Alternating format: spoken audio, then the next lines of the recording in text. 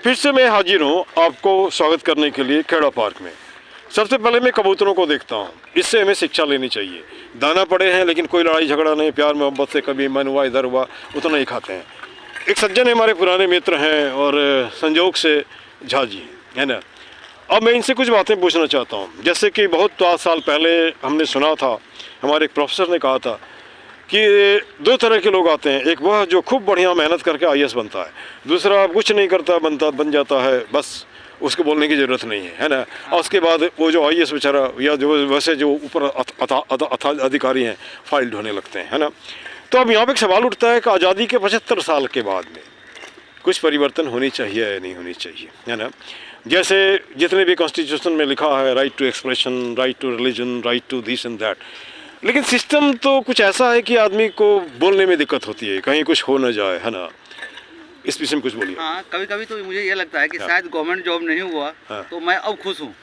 इसलिए कि जो मैं देख रहा हूँ अपने ज़िंदगी, जब से मैं जवान हुआ हूँ तब से जो देख रहा हूँ देश की स्थिति, अगर गवर्नमेंट सिस्टम, सारे गवर्नमेंट सिस्टम और जितने भी हमारे सिस्टम में नेता है, एमपी, एमएलए और काउंसिलर तक, मुखिया तक, अगर हुआ और सारे पार्षद भी, हाँ सारे गवर्नमेंट में जो भी है चपरासी से लेके सारे प्रोफाइल तक, अगर वो सारे ऑनेस्ट हो जाए तो शायद पब्लिक भी ऑनेस्ट हो जाए। तो लेकिन इसको बेईमान कैसे बोलेंगे आप? बेईमान दिखता है ना सर। अगर तो कोई आदमी हमारे बगल के कोई आईपीएस आईएएस बन के आज वो अरबपति है तो अरबपति तो सैलरी से नहीं हो सकता। ठीक है, वो दिखता है तो उसको काम भी तो नहीं करते हैं वो उस तरीका से। अच्छा। जो जमीनी आईपीएस का ट्रेनिंग हम 2 साल करवाते हैं, क्यों करवाते हैं कि वो जमीनी लेवल से लेके ऊपर लेवल तक सारा कुछ सही करे, लेकिन वो शायद नहीं करते हैं। 2 साल की ट्रेनिंग वो भी शायद बर्बाद हो रहा है। आपको नहीं लगता है कि जैसे अंग्रेजों के विरुद्ध हमने एक आंदोलन किया था आउटसाइड मैंने अंग्रेजों को खदेड़ने के लिए, और आज काले अंग्रेजों को खदेड़ने के लिए एक आंदोलन चाहिए। काले अंग्रेज के बोलने की जरूरत नहीं है, लोग समझते ही हैं जैसे फूट डालो राज करो, वही तो कर रहे हो आप और कुछ है।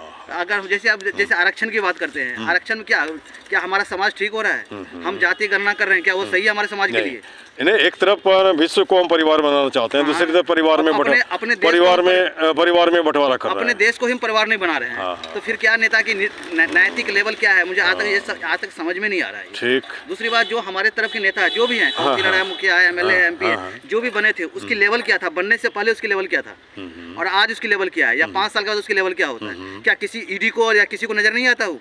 पब्लिक के लिए अगर 2 रुपया, एक तो ये कारण है। ये दूसरी बात है कि आज कोई पब्लिक 2 रुपया की लोन लेते हैं, आज 10,000 का लोन लेता है, उसके लिए जब्ती कुर्ती हो जाती है। और जो बड़े बड़े भगोड़े हैं देश के भाग रहे हैं, उसके कुछ पकड़ने के लिए कोई नियम नहीं है, क्या उसकी जब्ती कुर्ती नहीं होनी चाहिए? और उस किस लेवल से होना चाहिए उसको समझना चाहिए। दूसरी बात, हम मोदी जी को बहुत इज्जत करते हैं, लेकिन क्या मोदी जी ने आने के बाद क्या देश की डेप्ट कम हुआ या ज्यादा हुआ? ये मोदी जी बताएंगे मुझे, या उनको बताना चाहिए ये चीज। चलिए, बहुत बार ये जनता है, जनता को अपना हक रखने का, अपना अधिकार, बातें रखने का अधिकार है। और सबसे पहले तो मैं चाहता हूँ कि ये जो पार्क है, पार्क सुंदर हो जाए।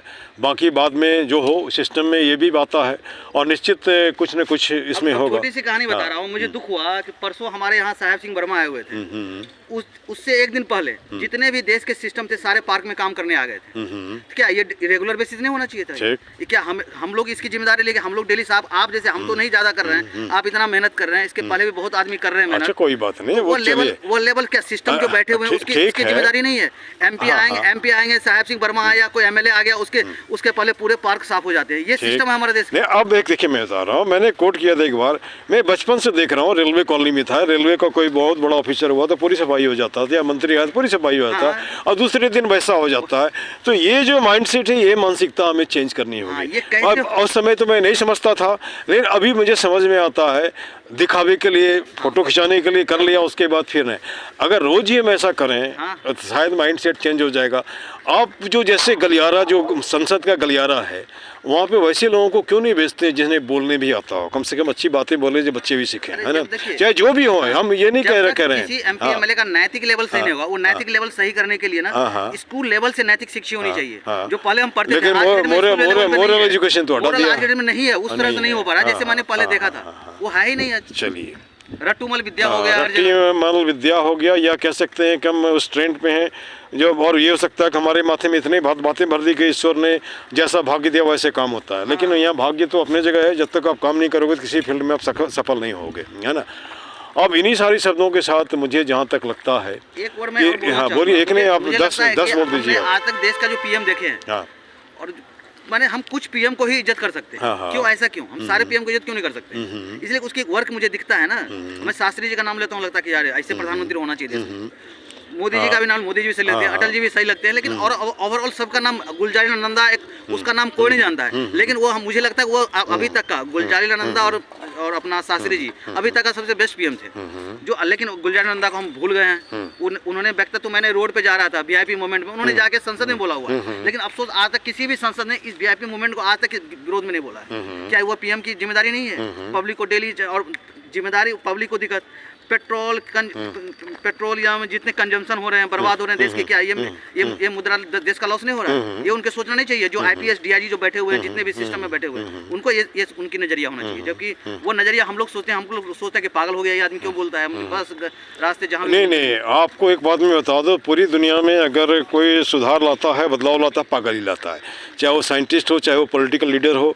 नेल्सन मंडेला का नाम लोग लेते हैं, ये आप कह सकते हो, और भी जो अब्राहम लिंकन वगैरह के लोगों का नाम ले रखा है, उन लोगों ने जैसे कि जो कह सकते हैं गुदड़ी का लाल, उन्होंने कुछ सुधार किया है। जिसका पेट पहले से भरा वो क्यों सुधार करेगा? जिसने भूख नहीं जाना वो क्या करेगा, है ना? जिसने मलेरिया के बारे में नहीं जाना कुछ नहीं कहा, है ना? चलिए कोई बात नहीं है, आपकी बातें हमने अच्छा जहाँ तक मेरे हमारे सवाल है बता, मैं कोई पॉलिटिकल कमेंट करना नहीं चाहता, लेकिन जो है ना, एक मिनट, जो बात है वो दिखता है। जैसे मान लो आप चोर हो तो दिखाई दो, आप ईमानदार हो तो दिखाई दो, आपने काम किया तो भी दिखाई देना चाहिए, है ना? जैसे लोग जैसे जितनी भी बातें करें, कम से कम हर एरिया में लगभग 10 बार 15 बार हमने साफ किया हो, लोग जुड़े हैं, कुछ ये भी करते हैं, है ना? तो खैर मेरे से कोई लेना देना नहीं है, फार्क इतना है कि पार्क सुंदर हो जाए। तो अब एक मिनट और, जैसे कि मैं फिर से कहता हूँ, जितने भी लोग जो कहते हैं गरीब हमें वोट देता है या फिर अमीर हमें वोट देता है, सॉरी अमीर नहीं कह सकते हैं कि युवा और महिला, ये गरीब का पार्क है, युवाओं का पार्क है, महिलाओं का पार्क है। इस पे ध्यान दीजिए, चाहे जो भी हैं जिस इंड से, इसको थोड़ा सा दुल्हन सा बना दीजिए, साफ सुंदर बना, थोड़ा ये नहीं रेगुलर यहाँ भी जो स्टाफ जो काम करने वाले हैं उनको भी रखिए, है ना? और हमारा किसी सिस्टम से कोई विरोध नहीं, कुछ नहीं, है ना? हाँ, लेकिन सिस्टम अगर सड़ा हुआ है, जैसे आप कानून को बदल रहे हैं, तो सीधे सड़े हुए सिस्टम को भी बदलिए, है ना? क्योंकि सड़ा हुआ सिस्टम में सड़ा ही कोई फल लेके जाएगा और कुछ नहीं है। इन्हीं शब्दों के साथ आज मैं इस वीडियो को विंड करता हूँ। This much, thank you very much. सुनते हैं, लगता है आपकी बातें जाएंगी, लोग सुनेंगे, कुछ एक्शन होगा। This much, thank you very much. जय श्री राम जी।